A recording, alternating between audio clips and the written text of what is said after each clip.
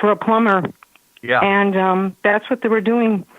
And some people came to, I guess two band people came to the door of Joey Mullen and said, "We're in your new band." And Joey's like, "What?" And, he let them in, and he listened to them, and they were very good. And they said, well, they needed a bass player. And Joey decided to call up Tommy, and they got a band together. And they presented an album called Airwaves. And Airwaves, well, it didn't do too well, unfortunately.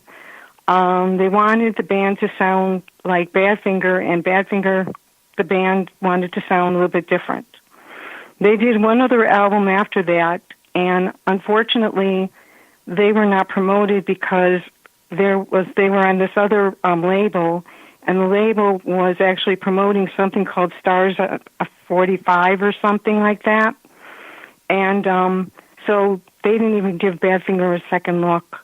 And so the band, basically, Joey and Tommy broke off. And there were problems because there were two dual Badfingers, believe it or not, bands. Tommy's Badfinger and Joey's Badfinger. And I guess what happened was, this is what I've read and stuff like that, that Joey was saying that this is not the Badfinger, and we're the Badfinger. And Tommy was upset about it. This is more things that I've read about. But the point is that there were a lot of things going on with Tommy at the time. There were a lot of drugs going on at the time, and there was a lot of drink. Tommy, unfortunately, got caught up in that kind of life. And I guess there was a fight on the phone for Wish You Were Here. I'm not Wish You Were Here, but Without You, the song. Okay. And some of the other titles that Pete and he wrote. And so they had a fight, and Tommy, what happened, I guess, he went over the edge and he killed himself, basically. Oh my goodness! Now what? A lot going on. What was that year when Tommy? 1983. 1983 is when it happened. Yeah. Oh my goodness. Mhm.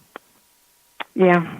Okay. And now, before we get in it farther with the details here, because you just laid a groundwork of a fascinating story that most people don't really know about, but I'd like to let you kind of tell the folks out there and our listening audience exactly a little bit about yourself, first of all, so they can get a little in-depth study of who the heck Joyce Isaacson is and why at one point you decided to become an author in the first place, because I think that's a fascinating story.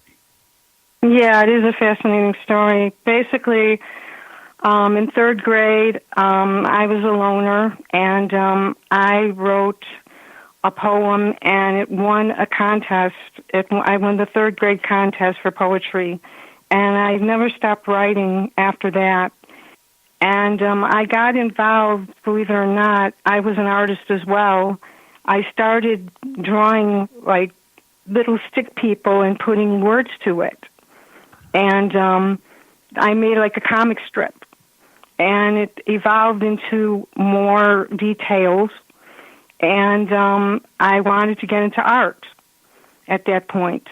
Now, a little later on, when I was a bit older, I got involved in something called the Little Sisters and Big Sisters. And I found out that my big sister, she worked for the Chicago Tribune. And she took me there one time, and I was so fascinated by what these people were doing. They were called copy clerks.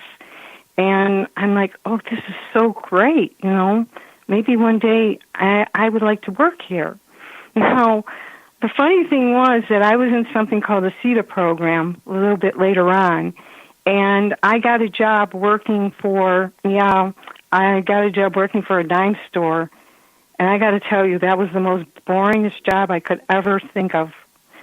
You would It was so boring. And they wanted me back because I worked from the spring to near the summer, and they wanted me back, and I didn't want to go back at that point. But then I ran into money problems, and I needed a job, so I went to the CETA program again, and they put me up with a cleaners. And then I found out that was the worst job that I could do. Joyce, I think I can relate to some of these jobs that you've had in the past. Don't you think that these kinds of jobs, for a creative person like yourself, just really motivates you to do something above and beyond what you see people do on everyday jobs? And I know it did for me, too. I had many, many kind of mundane jobs that I just thought to myself, oh, my goodness, I could be doing this or something similar to this for the rest of my life, and I just could not survive in that atmosphere. How about you? Well, I was getting to the point where I wasn't sure whether I could survive or not. I grew up in a family, a very poor family. We lived in, for 17 years, a one-bedroom apartment with 4 people living there. Yeah. I had the sunroom.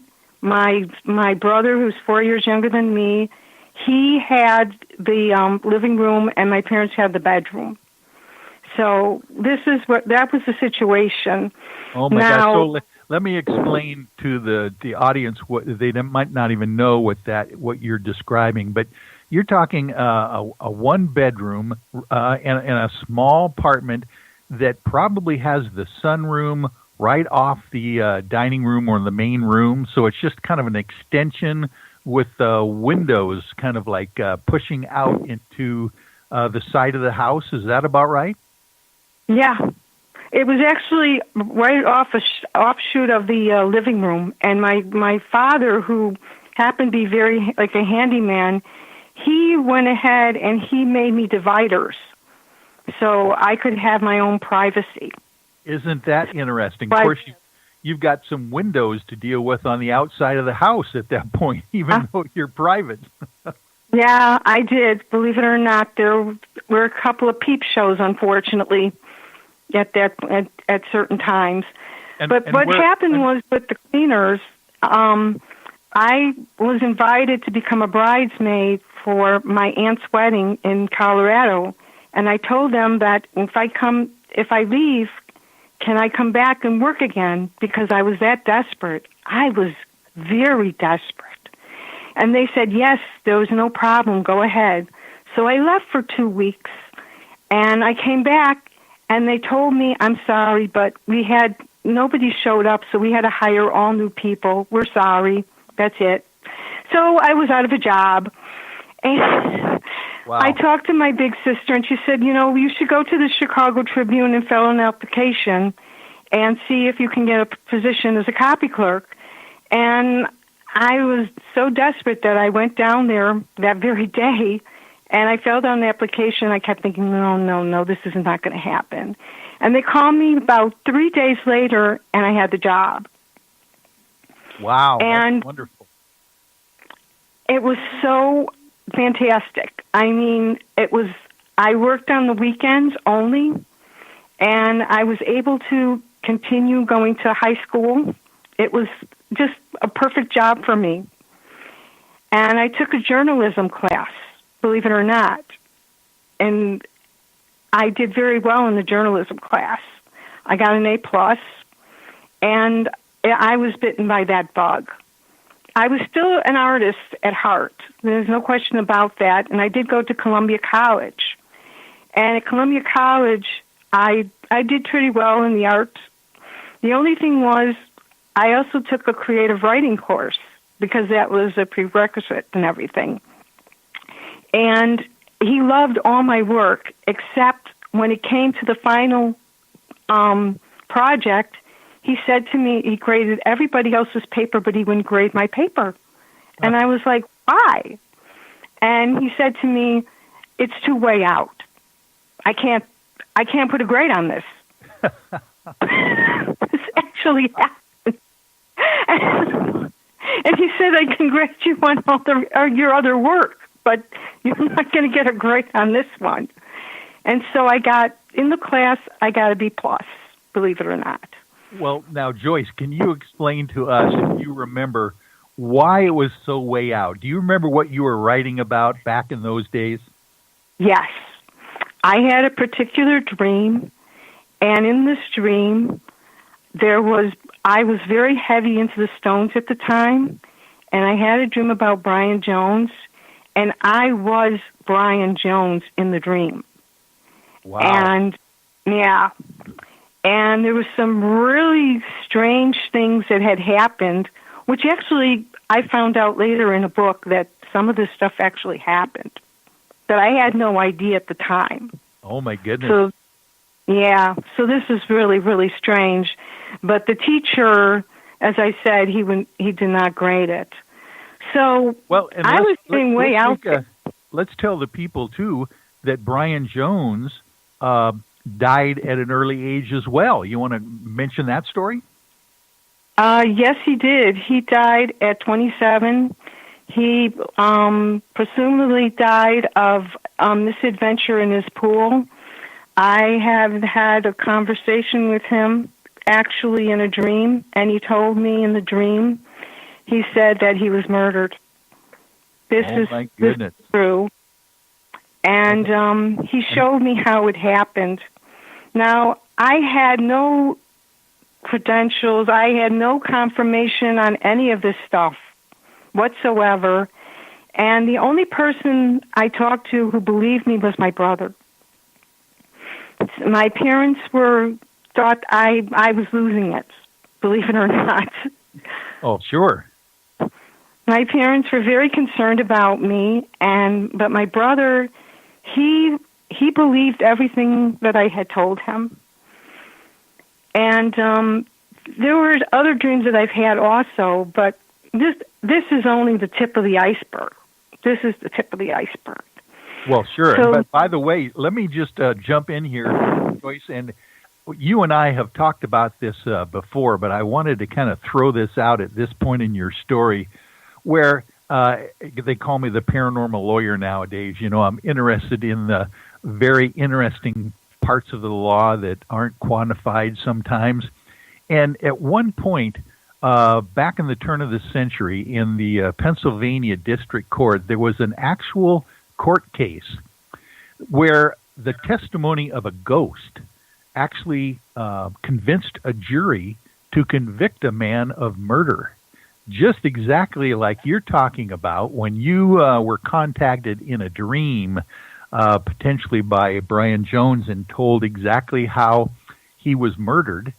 In this court case, a young girl was murdered, and they didn't know who the perpetrator was. And, of course, they didn't know how she died. They didn't even know where her body was. But her mother, during the ensuing months, kept having these dreams that her daughter would come to her in a dream as a ghost and explain to her exactly what happened, how she was killed and where her body lie. And, of course, when she told this in court, because there was a suspect in the case, the jury actually ended up believing her in the end and convicted this gentleman of murdering the girl because all of the things lined up, all the details of the murder, where she was found, and how she was murdered. And I just thought that was a fascinating corollary to the idea that you have been very intuitive your entire life and run across things like this from, deceased rock stars. I mean, this is fascinating stuff. Yeah, this is something that I found out from Nicholas Fitzgerald's book, that this is what happened, and he really believed that Brian was murdered. And we found out years later that somebody had murdered him. It was, I think, 1994. Somebody came forward and said, I murdered the bugger. He called him the bugger. Oh. That he was angry with him because of something, and he went ahead and he killed him in the pool. My Now, goodness.